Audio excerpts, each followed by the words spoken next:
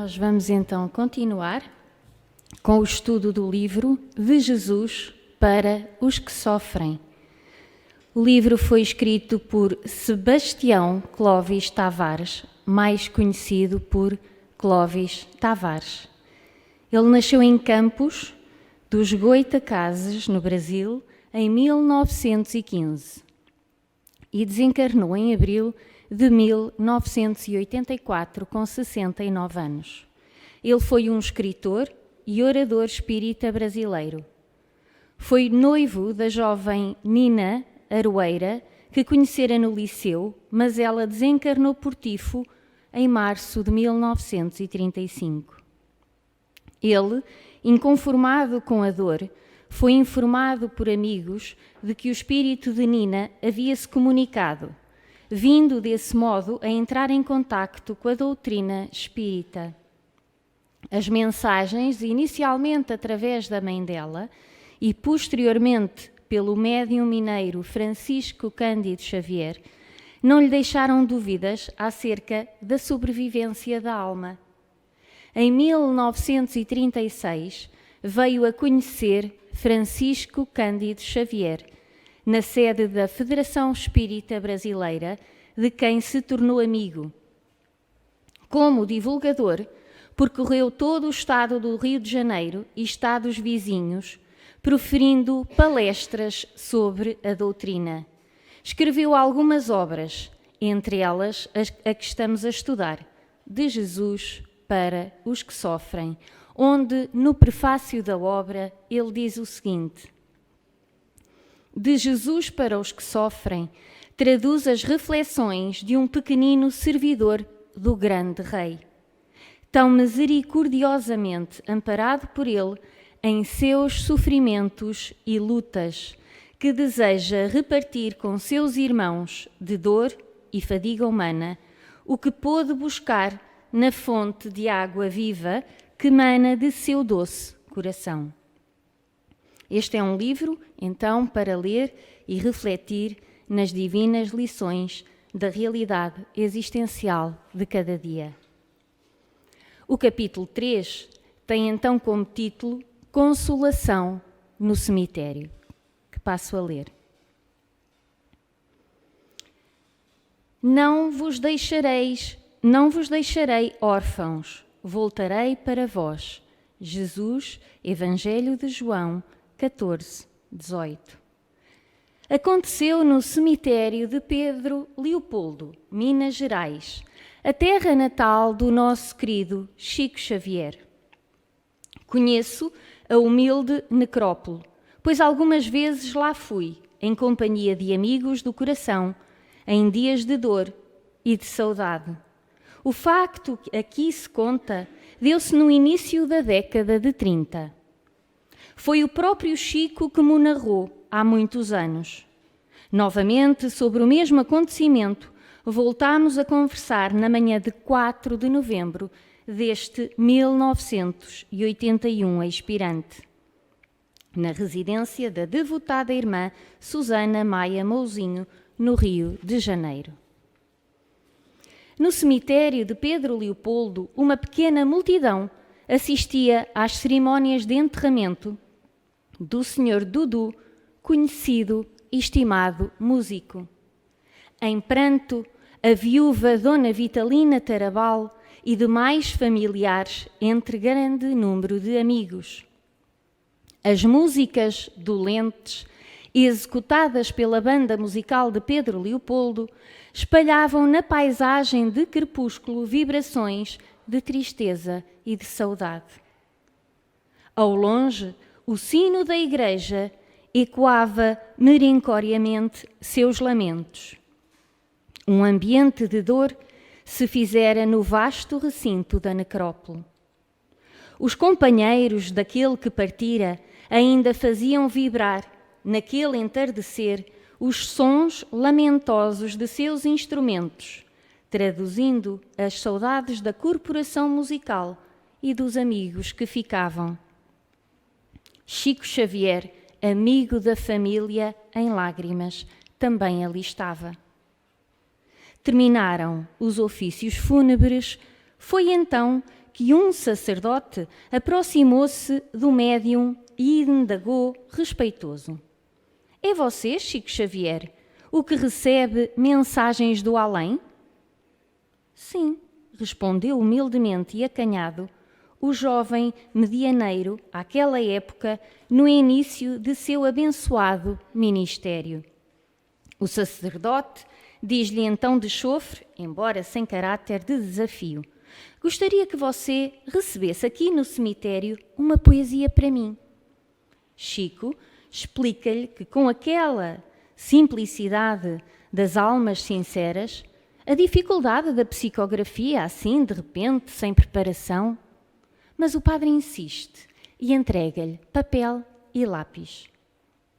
Humilde, como sempre, encantadoramente humilde, Chico limita-se a acrescentar, sem mais resistência: "Vamos ver, padre, se Deus nos ajudar." E colocando a folha de papel sobre a laje de um túmulo próximo, após breve oração silenciosa, Chico começou logo a escrever. O lápis do sacerdote executa a tarefa mediúnica. Foi a meiga, a sempre caridosa Auta de Sousa, que veio ao encontro da estranha petição. Veio e escreveu a céu aberto, o lápis a correr celeremente: "Adeus", é o título do soneto. Posteriormente, incluído no majestoso Parnaso de Além Túmulo, trata-se de uma obra de antologia de poemas e que foi a primeira obra psicografada por Francisco Cândido Xavier.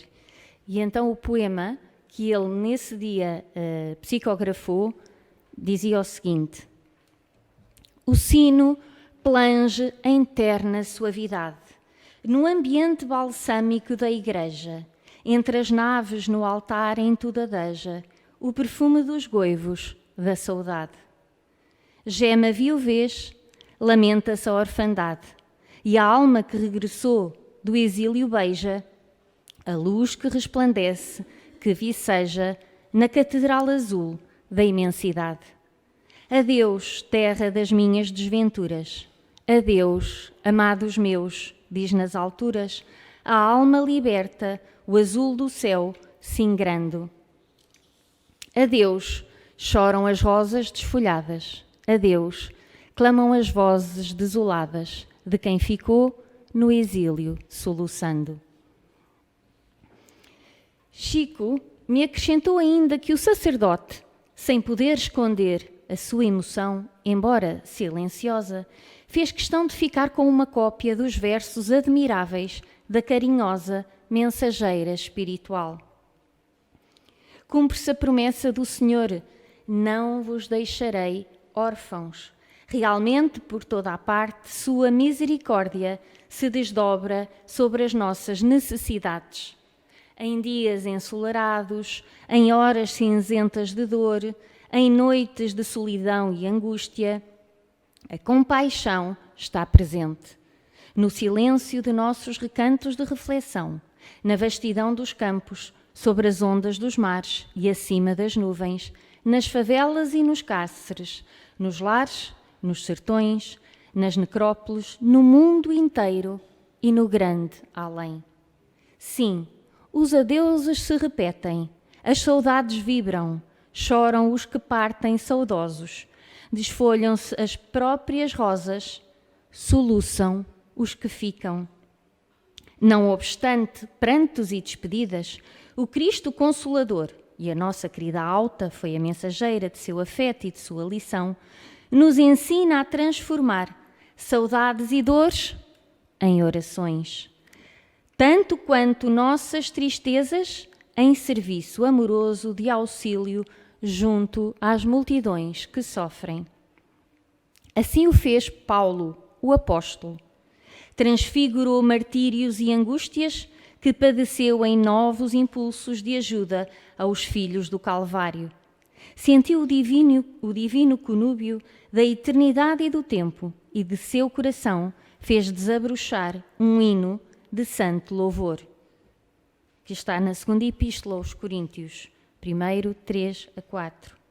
Bendito seja o Deus e Pai de nosso Senhor Jesus. Cristo, o Pai das misericórdias e o Deus de toda a consolação, que nos consola em toda a nossa tribulação, para que também possamos consolar os que estiverem em alguma tribulação, com a consolação em que nós mesmos somos consolados por Deus. É por isso que os nossos olhos, se muito têm chorado, vão parando de chorar. E levantamo-nos orando ainda e confiando sempre, mas aprendendo a multiplicar as bênçãos e a repartir o pão. Esta é então a leitura do capítulo 3 deste livro, que aborda o tema do sofrimento, dos que vêm partir os seus entes queridos. Pela falta de preparação, por desconhecimento, medo e falta de fé, a dor da morte é na terra uma das mais dolorosas provas. Despedir-se do ser amado a quando da desencarnação é um dos maiores medos e uma grande provação para todos quantos por ela passam. A morte para o Espiritismo não é o fim, mas sim o começo de uma outra etapa evolutiva. A morte é uma transformação e não um ponto final, não é o fim. Quando uma pessoa morre, nós utilizamos a palavra desencarnar, que é justamente a separação do espírito do seu corpo físico. O espírito continua a viver numa outra dimensão, a espiritual, com os sentimentos adquiridos, com a visão espiritual expandida, com os amores, as alegrias e saudades do ser, mas também as imperfeições que não se conseguiram superar. Todos somos almas imortais. Reencarnamos neste planeta para aprendermos, para pormos em prática essa aprendizagem. Reencarnamos neste planeta com o propósito de evoluir individual e coletivamente. Cada ser tem a sua história e os seus desafios para enfrentar. Então, ao desencarnar, ser-nos-á apresentada a vida espiritual de que somos merecedores. A nossa vida após a morte depende de cada um de nós. Nenhuma será igual à outra. Alguns vão para lugares onde irão ajudar o próximo. Outros vão ficar numa zona para se redimir. Outros irão ter encontro com familiares e assim por diante. Não existe nenhuma regra, mas sabemos que aqueles que se amam tornam a encontrar-se, seja no mundo espiritual ou mesmo no físico, em novas experiências no corpo.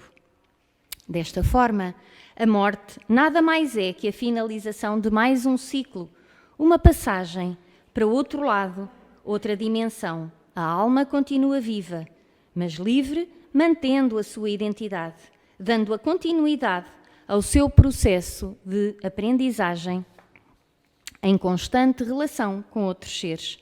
A vida é contínua, não acaba, apenas se modifica. Os velórios são realizados tanto para acolhimento dos amigos e parentes, mas também e principalmente para que a alma que está a desencarnar possa receber as homenagens, sejam elas através de palavras ou em forma de bons pensamentos e orações. A prece feita com o coração, concentrada e amorosa. Porque quem parte pode ouvir e receber as impressões das vibrações mentais que lhe são enviadas. Essas vibrações podem acalmar, consolar ou dificultar a situação nova em que se encontra, dependendo do teor das mesmas. De acordo com as indicações do espírito André Luiz, psicografadas por Chico Xavier, os espíritas devem dispensar nos funerais as honrarias materiais exageradas e as grandes encenações. Nem todo o espírito se desliga prontamente do corpo.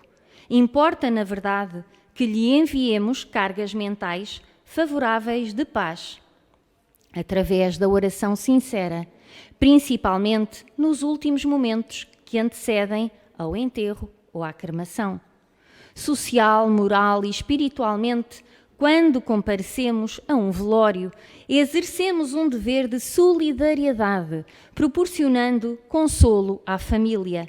Infelizmente, tendemos a fazê-lo por obrigação, ignorando o decoro espiritual, o respeito pelo recinto e o esforço de auxiliar o desencarnado com pensamentos elevados.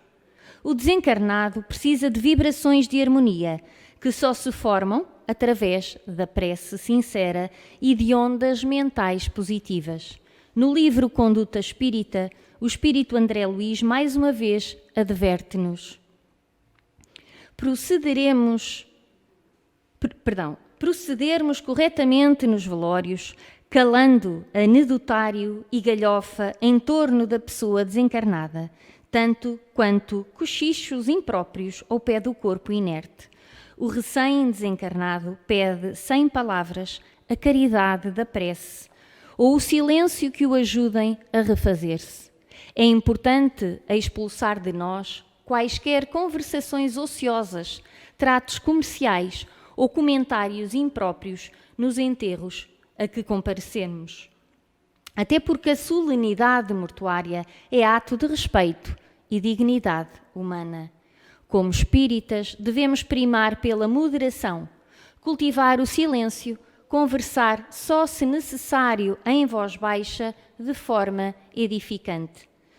Podemos recordar ou referir quem parte com discrição, evitando pressioná-lo com lembranças e emoções passíveis de perturbá-lo, principalmente se as circunstâncias do seu desencarne foram trágicas. A oração cria um ambiente de paz, tranquilidade e ajuda a todos os envolvidos. A repetição mecânica de preces decoradas não ajuda em nada. Vale mais um pensamento sincero de que tudo ficará bem. A prece exerce vibrações sedativas ao psiquismo perturbado, acalma o desespero e emotividade daqueles que clamam por ajuda, coragem e socorro diante da dor. Pela oração, se acionam forças do bem que fazem uma limpeza espiritual. A oração sincera aquieta a alma e eleva o padrão vibratório, cria um estado íntimo de serenidade, facilitando o desprendimento e a entrada tranquila no mundo espiritual. E assim, conforme estava escrito no capítulo 3, que volto a reler um parágrafo que diz o seguinte: o Cristo Consolador nos ensina a transformar saudades e dores em orações, tanto quanto nossas tristezas em serviço amoroso de auxílio junto às multidões que sofrem.